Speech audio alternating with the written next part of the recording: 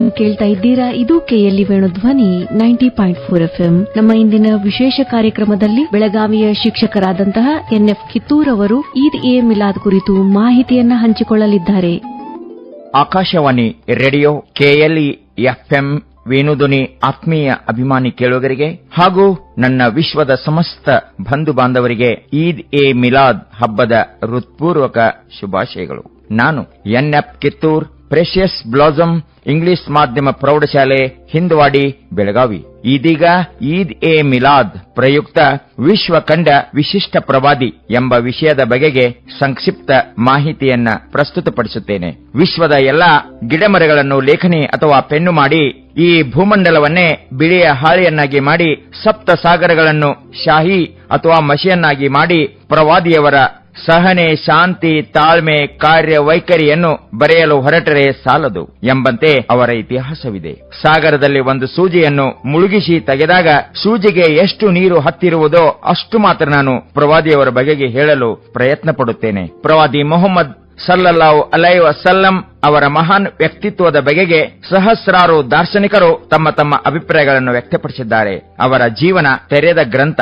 ದೇಶ, ಭಾಷೆ, ವರ್ಣ, ಲಿಂಗ, ಜಾತಿ, ಮತ, ಧರ್ಮ ಭೇದವಿಲ್ಲದೆ ಪ್ರತಿಯೊಬ್ಬ ಮಾನವನು ಆ ವ್ಯಕ್ತಿತ್ವದಿಂದ ಮಾರ್ಗದರ್ಶನ ಪಡೆಯಬಹುದು. ಮೌಲಾನಾ ಸೈಯದ್ ಅಬುಲ್ ಅಲಾ ಮೌದೂದಿ ಅವರು ರಚಿಸಿದ ಇಸ್ಲಾಂ ಧರ್ಮ ಗ್ರಂಥದ ಅನುವಾದ ಕಾರ್ಯವನ್ನು ಇಬ್ರಾಹಿಂ ಸಯೀದ್ ಅವರು ಬಹಳ ಅಚ್ಚುಕಟ್ಟಾಗಿ ಸ್ಪಷ್ಟ ರೀತಿಯಲ್ಲಿ ಅನುವಾದಿಸಿದ್ದಾರೆ. ಮನುಷ್ಯನಿಗೆ ಯಾವ ವಸ್ತುಗಳ ಅವಶ್ಯಕತೆ ಇದೆಯೋ ಅಲ್ಲಾಹನು ಅವೆಲ್ಲವುಗಳ ವ್ಯವಸ್ಥೆ ಸ್ವಯಂ ಮಾಡಿರುವನೆಂಬುದನ್ನು ನೀವು ನೋಡುತ್ತೀರಿ. ಒಂದು ಮಗು ಹುಟ್ಟುವಾಗ ಅದಕ್ಕೆ ಎಷ್ಟೆಲ್ಲ ವಸ್ತುಗಳು ಕೊಟ್ಟು ಭೂಮಿಗೆ ಕಳುಹಿಸಲಾಗುತ್ತದೆ ಎಂಬುದನ್ನು ನೋಡಿರಿ. ನೋಡಲು ಕಣ್ಣು, ಕೇಳಲು ಕಿವಿ, ಮೂಸಲು ಮತ್ತು ಉಸಿರಾಡಲು ಮೂಗು, ಅನುಭವಿಸಲು ಇಡೀ ದೇಹದ ಚರ್ಮದಲ್ಲಿ ಸ್ಪರ್ಶಜ್ಞಾನ, ನಡೆದಾಡಲು ಕಾಲು, ಕೆಲಸ ಮಾಡಲು ಕೈ, ಯೋಚಿಸಲು ಮೆದುಳು ಮತ್ತು ಇಂತಹದೇ ಅಸಂಖ್ಯ ಇತರ ವಸ್ತುಗಳನ್ನು ಅದರ ಎಲ್ಲ ಅವಶ್ಯಕತೆಗಳನ್ನು ಪರಿಗಣಿಸಿ ಮೊದಲೇ ಅಂತಹ ಸಣ್ಣ ದೇಹದಲ್ಲಿ ಒಟ್ಟುಗೂಡಿಸಿ ಇಡಲಾಗಿದೆ. ದೈಹಿಕ ಶಕ್ತಿ, ಬುದ್ಧಿಶಕ್ತಿ, ಗ್ರಹಣ ಶಕ್ತಿ ಮತ್ತು ಇಂತಹ ಅನೇಕ ಸಾಮರ್ಥ್ಯಗಳನ್ನು ಹೆಚ್ಚು ಕಡಿಮೆ ಎಲ್ಲ ಮನುಷ್ಯರಿಗೂ ನೀಡಲಾಗಿದೆ. ಆದರೆ ಇಲ್ಲಿ ಅಲ್ಲಾಹನ ವ್ಯವಸ್ಥೆಯು ಬಲು ವಿಚಿತ್ರವಾಗಿದೆ. ಎಲ್ಲ ಸಾಮರ್ಥ್ಯಗಳನ್ನು ಎಲ್ಲ ಮನುಷ್ಯರಿಗೂ ಸಮಾನವಾಗಿ ನೀಡಲಾಗಿಲ್ಲ. ಹಾಗೆ ನೀಡುತ್ತಿರುತ್ತಿದ್ದರೆ ಯಾರು ಯಾರನ್ನು ಅವಲಂಬಿಸುತ್ತಿರಲಿಲ್ಲ, ಯಾರು ಯಾರನ್ನು ಲೆಕ್ಕಿಸುತ್ತಿರಲಿಲ್ಲ. ಆದ್ದರಿಂದ ಅಲ್ಲಾಹನು ಎಲ್ಲ ಮನುಷ್ಯರ ಒಟ್ಟು ಅವಶ್ಯಕತೆಗಳನ್ನು ಪರಿಗಣಿಸಿ ಎಲ್ಲ ಸಾಮರ್ಥ್ಯಗಳನ್ನು ಮನುಷ್ಯರಲ್ಲೇ ಸೃಷ್ಟಿಸಿರುವನು. ಆದರೆ ಕೆಲವರಿಗೆ ಕೆಲವು ಸಾಮರ್ಥ್ಯಗಳನ್ನು ಅಧಿಕ ನೀಡಿರುವನು, ಇನ್ನೂ ಕೆಲವರಿಗೆ ಕೆಲವು ಸಾಮರ್ಥ್ಯಗಳನ್ನು ಕಡಿಮೆ ನೀಡಿರುವನು. ಕೆಲವರು ದೈಹಿಕ ಶ್ರಮದ ಶಕ್ತಿಯನ್ನು ಇತರರಿಗಿಂತ ಹೆಚ್ಚು ಪಡೆದಿರುವುದನ್ನು ನಾವು ಕಾಣುತ್ತೇವೆ. ಕೆಲವರಲ್ಲಿ ಒಂದು ವಿಶಿಷ್ಟ ವಿದ್ಯೆ ಅಥವಾ ವೃತ್ತಿಯ ಸಾಮರ್ಥ್ಯವು ಹುಟ್ಟಿನಿಂದಲೇ ಇರುತ್ತದೆ, ಇತರರಲ್ಲಿ ಅದು ಇರುವುದಿಲ್ಲ. ಇನ್ನೂ ಕೆಲವರಲ್ಲಿ ಬುದ್ಧಿಶಕ್ತಿ ಮತ್ತು ಜಾಣ್ಮೆ ಇತರರಿಗಿಂತ ಅಧಿಕವಾಗಿರುತ್ತದೆ. ಇದೇ ರೀತಿ ಓರ್ವ ಹುಟ್ಟು ವಾಗ್ಮಿ, ಓರ್ವ ಹುಟ್ಟು ಸಾಹಿತಿ, ಓರ್ವ ಹುಟ್ಟು ಸಂಶೋಧಕ, ಇವೆಲ್ಲರನ್ನೂ ಅವರ ವಿಶಿಷ್ಟ ಸಾಧನೆಗಳಿಂದ ತಿಳಿದುಕೊಳ್ಳಬಹುದಾಗಿದೆ. ಹೀಗೆಲ್ಲ ನೋಡಿದಾಗ ಪ್ರವಾದಿ ಮೊಹಮ್ಮದ್ ಸಲ್ಲಲ್ಲಾಹು ಅಲೈಹಿ ವಸಲ್ಲಂ ಅವರ ಸ್ಥಿತಿ ಇದುವೇ ಆಗಿದೆ. ಒಬ್ಬ ವ್ಯಕ್ತಿ ಅಲ್ಲಾಹನ ಪ್ರವಾದಿಯಾಗಿದ್ದಾರೆ ಎಂದು ಸ್ಪಷ್ಟವಾಗಿ ತಿಳಿದು ಬಂದ ಬಳಿಕ ಅವರ ಮಾತನ್ನು ಒಪ್ಪುವುದು, ಅವರಿಗೆ ವಿಧೇಯಕರಾಗಿರುವುದು ಮತ್ತು ಅವರ ಜೀವನ ಕ್ರಮವನ್ನು ಅನುಸರಿಸುವುದು ಅತ್ಯಗತ್ಯವಾಗಿದೆ. ಒಬ್ಬರನ್ನು ಪ್ರವಾದಿ ಎಂದು ಒಪ್ಪಿಯೂ ಅವರ ಮಾತನ್ನು ಪಾಲಿಸದೇ ಇರುವುದು ತೀರಾ ಬುದ್ಧಿಗೆ ವಿರುದ್ಧವಾಗಿದೆ. ಪ್ರವಾದಿಯನ್ನು ಅಂಗೀಕರಿಸುವುದೆಂದರೆ ಅವರು ಹೇಳುವುದೆಲ್ಲವೂ ಅಲ್ಲಾಹನ ವತಿಯಿಂದ ಹೇಳುತ್ತಾರೆ ಮತ್ತು ಅವರು ಮಾಡುವುದೆಲ್ಲವೂ ಅಲ್ಲಾಹನ ಇಚ್ಛೆ ಪ್ರಕಾರ ಮಾಡುತ್ತಾರೆ ಎಂದರ್ಥ.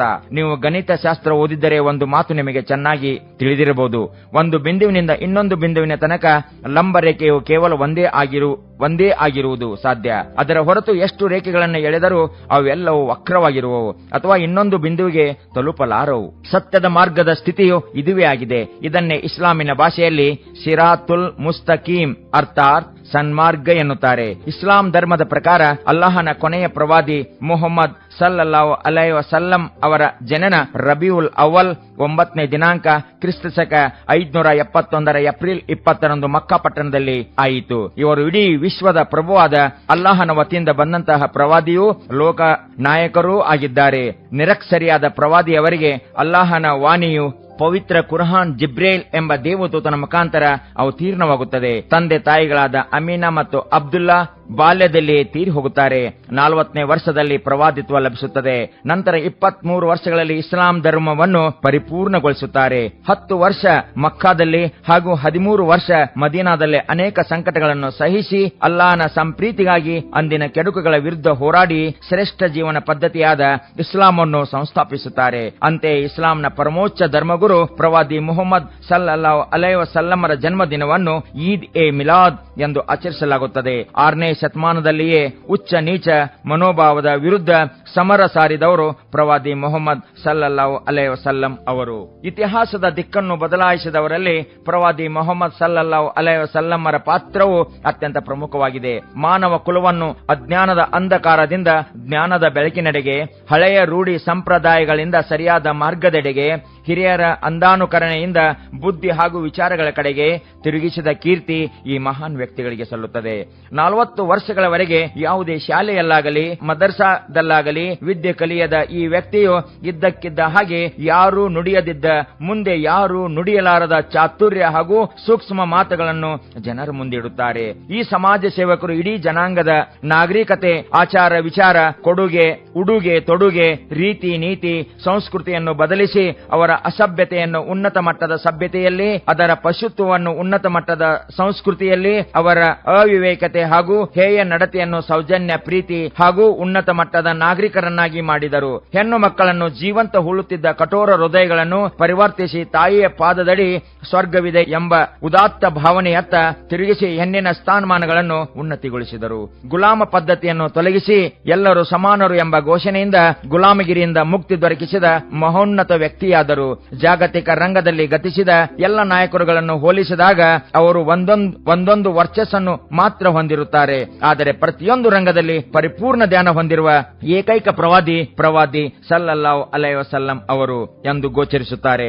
ದೇವರ ಆಜ್ಞೆಗಳನ್ನು ಪಾಲಿಸುತ್ತಾ ಜನರಲ್ಲಿ ದೇವರ ಪ್ರಜ್ಞೆಯನ್ನು ಮೂಡಿಸುವುದರೊಂದಿಗೆ ಪ್ರವಾದಿ ಮೊಹಮ್ಮದರು ಸಮಾಜ ಸುಧಾರಣೆಯನ್ನು ಕೈಗೊಂಡರು. ಜನರು ತಾವು ಮಾಡುತ್ತಿರುವ ಎಲ್ಲಾ ಕೆಲಸಗಳಿಗೆ ತಾವೇ ಹೊಣೆಗಾರರು ಮತ್ತು ಮರಣದ ಬಳಿಕ ಆ ಎಲ್ಲ ಕೃತ್ಯಗಳಿಗೆ ಲೆಕ್ಕಾಚಾರವನ್ನು ನೀಡಬೇಕೆಂದು ಜನರಲ್ಲಿ ಪ್ರಜ್ಞೆಯನ್ನು ಮೂಡಿಸಿದರು. ಕಾರ್ಮಿಕ ಶೋಷಣೆ ಮತ್ತು ಬಡ್ಡಿಯನ್ನು ಖಂಡಿಸಿದರು. ಮಾದಕ ವಸ್ತುಗಳು, ಮದ್ಯಪಾನ, ವೇಶ್ಯಾವಾಟಿಕೆಗಳನ್ನು ನಿಷೇಧಿಸುವುದರೊಂದಿಗೆ ಆರೋಗ್ಯಕರ ಜೀವನವನ್ನು ಪ್ರೋತ್ಸಾಹಿಸಿದರು. ಪ್ರವಾದಿ ಮೊಹಮ್ಮದರು ಸಂಸಾರಿಕ ಹಿಂಸೆಗಳನ್ನು ಖಂಡಿಸಿ ಮಹಿಳೆಯರಿಗೆ ತಮ್ಮ ವಿಚಾರಗಳನ್ನು ಮುಕ್ತವಾಗಿ ವ್ಯಕ್ತಪಡಿಸಲು ಪ್ರೋತ್ಸಾಹಿಸಿದರು. ಪ್ರವಾದಿ ಮೊಹಮ್ಮದರು ಅತ್ಯಂತ ಸರಳ ಮತ್ತು ಬಡತನದ ಜೀವನವನ್ನು ಸಾಗಿಸಿದರು. ಇವರ ಚಿಕ್ಕದಾದ ಒಂದು ಗುಡಿಸಲಿನಲ್ಲಿ ವಾಸಿಸುತ್ತಿದ್ದರು.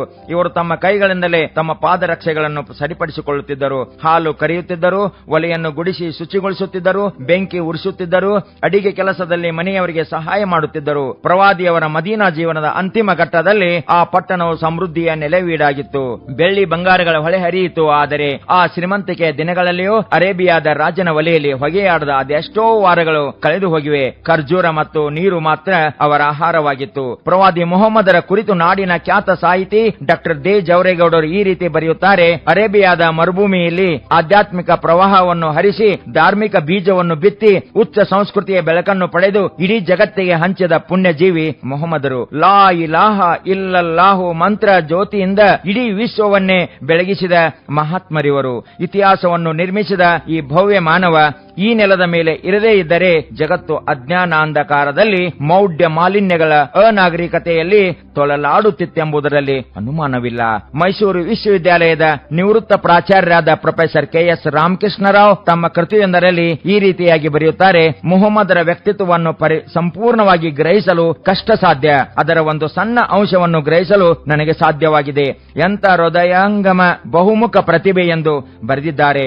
ಮುಹಮ್ಮದರೆಂಬ ಪ್ರವಾದಿ ಆಡಳಿತಗಾರ, ವ್ಯಾಪಾರಿ, ಉಪದೇಶಕ, ತತ್ವಜ್ಞಾನಿ, ವಾಗ್ಮಿ, ಸಮಾಜ ಸುಧಾರಕ, ಅನಾಥ ಸಂರಕ್ಷಕ, ಕಾನೂನು ತಜ್ಞ, ನ್ಯಾಯಾಧೀಶ, ಈ ಎಲ್ಲ ರೂಪಗಳಲ್ಲಿ ಪ್ರವಾದಿಯವರು ಹೀರೋ ಆಗಿದ್ದರು ಎಂದಿದ್ದಾರೆ.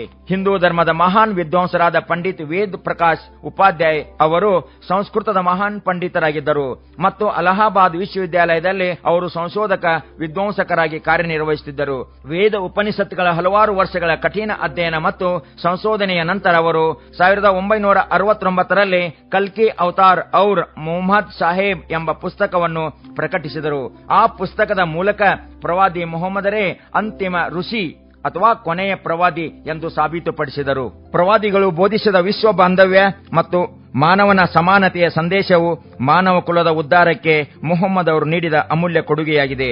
ಲೋಕದ ಪ್ರಮುಖ ಧರ್ಮಗಳೆಲ್ಲವೂ ಈ ಸಂದೇಶವನ್ನು ಪ್ರತಿಪಾದಿಸಿದ್ದರೂ ಇಸ್ಲಾಮಿನ ಪ್ರವಾದಿಯು ಅದನ್ನು ಕಾರ್ಯರೂಪಕ್ಕೆ ತಂದರು. ಲೋಕ ಜನತೆಯ ಆತ್ಮಸಾಕ್ಷಿಯನ್ನು ಬಡಿದೆಬ್ಬಿಸುವ ಮೂಲಕ ವರ್ಣ ವ್ಯತ್ಯಾಸಗಳು ಅಳಿದು ಮಾನವ ಬಾಂಧವ್ಯ ಸ್ಥಾಪಿತವಾದರೆ ಮಾತ್ರವೇ ವಿಶ್ವ ಬಾಂಧವ್ಯವೆಂಬ ತತ್ವದ ಯಥಾರ್ಥ ಮೌಲ್ಯಗಳನ್ನು ಲೋಕವು ಮೈಗೂಡಿಸಿಕೊಳ್ಳಬಹುದು.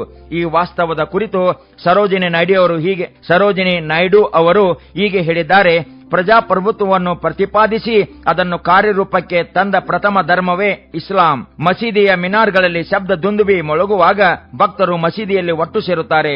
ರಾಜನು ಪ್ರಜೆಯು ಭುಜಕ್ಕೆ ಭುಜ ತಾಗಿಸಿ ಅಲ್ಲಾಹ ಅತಿ ಶ್ರೇಷ್ಠನು ಎಂದು ಘೋಷಿಸುತ್ತಾ ಸಾಷ್ಟಾಂಗವೆರಗುವಾಗ ಇಸ್ಲಾಂನ ಪ್ರಜಾಸತ್ತೆಯು ರೂಪ ತಾಳುತ್ತದೆ. ಮುಂದುವರಿಯುತ್ತಾ ಭಾರತದ ಆ ಪ್ರಸಿದ್ಧ ಕವಯಿತ್ರಿ ಹೀಗೆ ಬರೆದಿದ್ದಾರೆ: ಓರ್ವ ಮನುಷ್ಯನನ್ನು ಜನ್ಮತಃ ಇನ್ನೊಬ್ಬ ಮನುಷ್ಯನ ಸಹೋದರನೆಂದು ಪರಿಗಣಿಸುವ ಇಸ್ಲಾಂನ ಈ ಅಭೇದ್ಯವಾದ ಏಕತೆಯು ನನ್ನನ್ನು ಅನೇಕ ಬಾರಿ ಮಂತ್ರಮುಗ್ಧಗೊಳಿಸಿದೆ.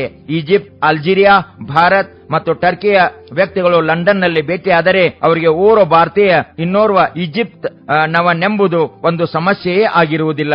ಗಾಂಧೀಜಿಯವರು ತನ್ನ ಅಸದೃಶ ಶೈಲಿಯಲ್ಲಿ ಹೇಳಿರುವುದನ್ನು ನೋಡಿರಿ.